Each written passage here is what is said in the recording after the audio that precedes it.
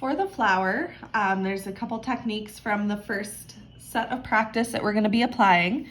We're going to use bleed, which is where you're bleeding one color into your background, wet on wet, which does go right along with bleed, so we'll naturally be using both of those together. Paint splatters for texture, and then dry brush on top of that for texture as well. So you can see in this flower there is a lot of texture, so definitely important to build in those layers and build in the texture as you're working. And then the last thing is at least 2 layers of paint, which we'll naturally be doing as we're working with our layers or the textures. But good to always have that in the back of your head that with watercolor, we want to be building and working in layers. I'm going to start out with just a base layer and using this bleed technique as well. So I want to start with a light wash of water in the background. So I'm just going to add some water to the back of the flower here. And bring that in along the edges and all of the petals.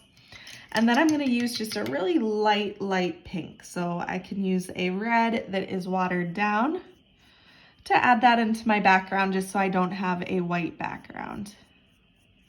So I'm bringing in a little bit of the red while at the same time trying to make sure that this does stay wet because I want to work with the bleed technique and wet on wet as I'm continuing. So here is the water, bringing that in,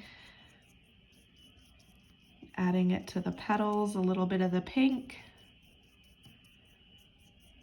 And then I'm going to work with the bleed. So if I look at the middle of my reference picture here, you kind of have that purple reddish color bleeding out. So I'm going to try to create that. So I'm going to get a little bit more red and kind of lay that down in the middle here. And I want to make sure that it stays nice and watered down. So plenty of water in the middle. And then I'm going to grab purple and use the purple as my bleed and just drop that purple in the middle so that this is going to bleed in with the red that I have, and I'll allow that to dry so that they're bleeding into each other with the purple and the red fading out. And then I could also even kind of feather my edge out here using that feather technique and fade these colors, help them kind of bleed as they're drying. And then I'm also going to bring in a little bit more of that red or bring that out using this wet on wet technique. So the background is already wet and I'm bringing in a little bit more of that red using the wet on wet technique. So if the background was dry, it wouldn't be creating as feathered or soft as an edge as it is right now.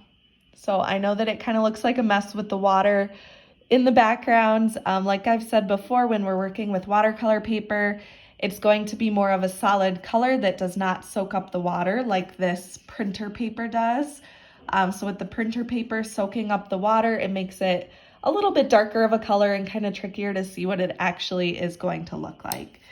And while we're doing this, or waiting for this to dry, I'm going to pull up a little bit in the middle of my color, because when you're looking at your reference picture, there is this light highlight here.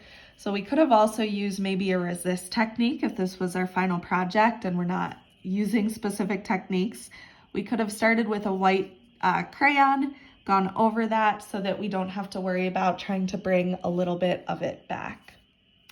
The next technique that we're going to do here is splatter paint.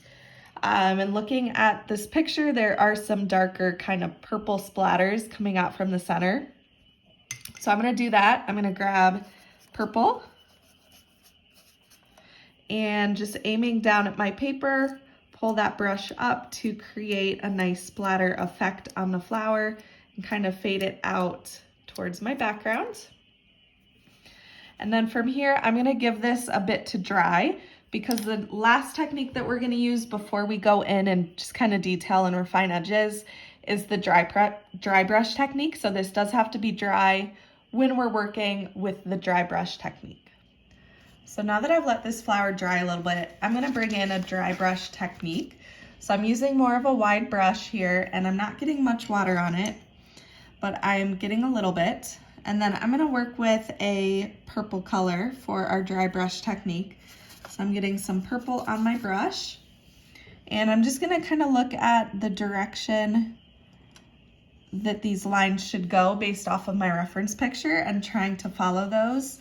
But also remember, you can go over top of this. This is just kind of a base texture, but you can go over top of this with a pen or Sharpie, charcoal, something to just refine the direction of these lines. But this is just to add a little bit of texture. So I'm still working with that purple, just bringing those lines out with my dry brush, following the direction of the lines on my reference picture. And there's a little bit in the background, just bringing those in.